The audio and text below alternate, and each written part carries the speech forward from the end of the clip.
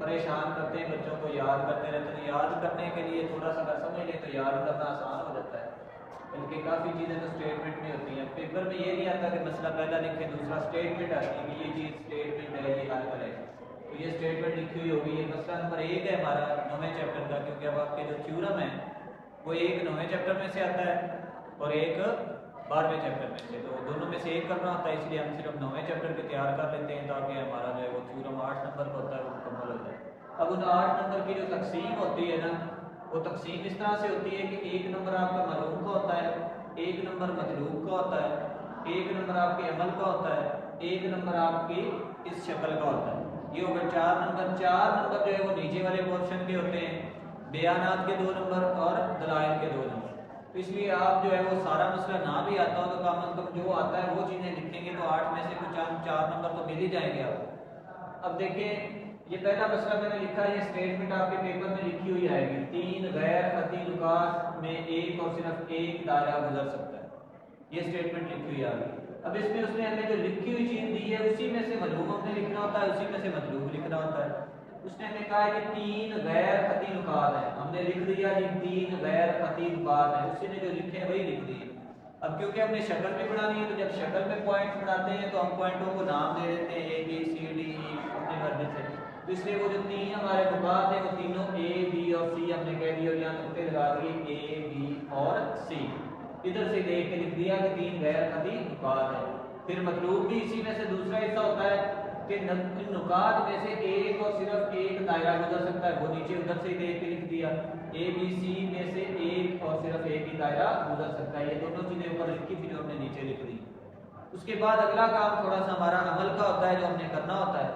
अमल हम जो है वो करके अब 3 गैर खती नुकात में से दायरा गुजर सकता है। अब दायरा उनसे गुजरता है जिनका फासला बराबर हो, यानी कि अगर हमें एक ऐसा नुक्ता मिल जाए जिसका फासला A B और C से बराबर हो तो इसका मतलब वो बराबर फासले से जब आपको कार घुमाएंगे तो वो तीनों से गुजर जाएगी।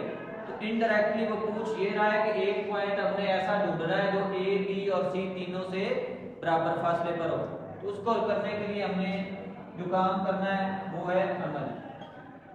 अब अमल में हमने क्या किया, हमारे पास है सिर्फ 3 नुक्ते, हमने A को B से मिला दिया, यही लिख देना है यहाँ पर, A को B से मिला दिया,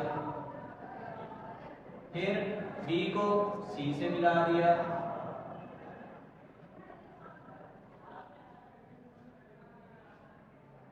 उसके बाद इनके लेने हैं अमूदी नासिफ, क्योंकि अमूदी नासिफ ऐसे पॉइंट होते हैं जिनका फासला दोनों से बराबर होता है। इस A B का अमूदी नासिफ लिया तो इसका फासला इन दोनों से बराबर है, इसका अमूदी नासिफ लिया तो इसका फासला इन दोनों से बराबर है। तो ये चीज़ हमें इन दोनों को यूज करके साबित कर देनी है कि ये पॉइंट O जो है A और B से भी बराबर है, B और C से भी बराबर है, तो तीनों से ही बराबर है। जब तीनों से बराबर होगा तो दायरा खींच लेंगे हम। इसीलिए हमने B और C जो है इनको भी मिला दिया।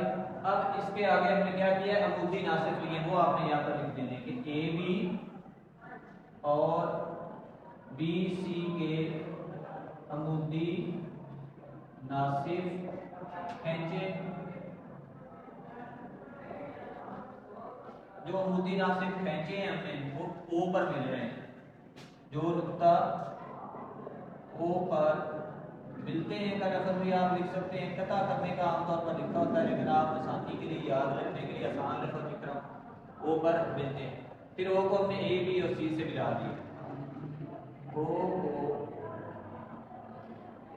A B और C से मिला। अब इसके बाद हमारे अमल के बाद शुरू हो जाएंगे बयानात, दलाइल। किताब के अंदर उसने काफ़ी डिटेल लिखी होती है सारी चीज़ समझाने के लिए। मैं यहाँ पर मुख्तसर करके लिखूंगा और वो भी सही होगा, उसमें कोई गलती नहीं होगी, सिर्फ जो समझाने वाली चीज़ें वो दरमियान में से स्किप उसने की होती है। तो अब यहाँ पर ये अमूदी नासिफ पर है, तो जो अमूदी नासिफ पर नुक्ता होता है उसका फासला दोनों एंड पॉइंट्स से बराबर होता है, यानी कि सिरों से बराबर होता है। ये 9वीं में भी हमने पढ़ा था। तो OA बराबर है OB के। इसकी वजह क्या है कि नुक्ता O जो है AB के अमूदी नासिफ पर है इसलिए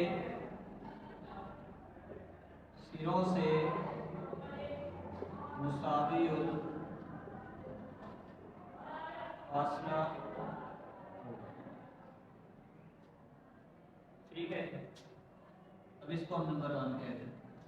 दूसरे नंबर पर ओ जो है, अब ये क्योंकि बी सी के भी अमूदी नासिब पर है, इसलिए इसका फासला बी और सी से भी बराबर होगा कि ओ बी और ओ सी भी आपस में बराबर होंगे।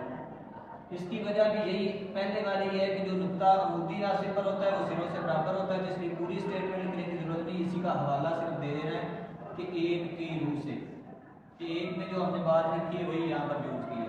अब यहाँ पर देखें ओ ए जो है वो बराबर है ओ बी के, और ये ओ बी जो है ये बराबर है ओ सी के, तो ये तीनों ही इसका मतलब बराबर हो गए। एक और दो को हमने इकट्ठा कर दिया।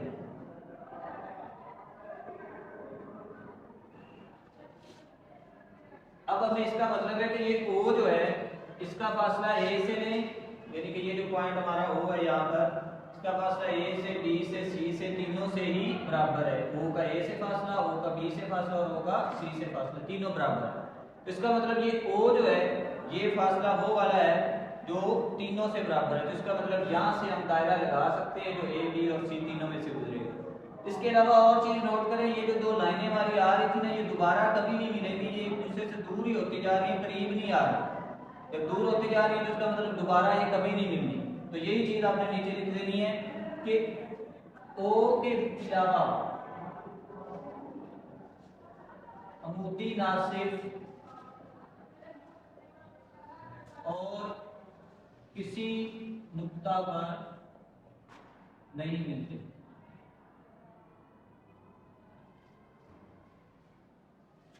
हाँ जी, इसका मतलब एक ही पॉइंट ओ है, इसका मतलब एक ही है और सिर्फ एक ही है। तो यही एंड पर आपने ये मतलूब जो होता है ना, इसी को एंड पर आपने लिख देना होता है। तो एंड पर आपने मतलूब लिख देना होता है सारे का सारा उठा के, बस कि ए बी और सी में से एक और सिर्फ एक दायरा गुजर सकता है।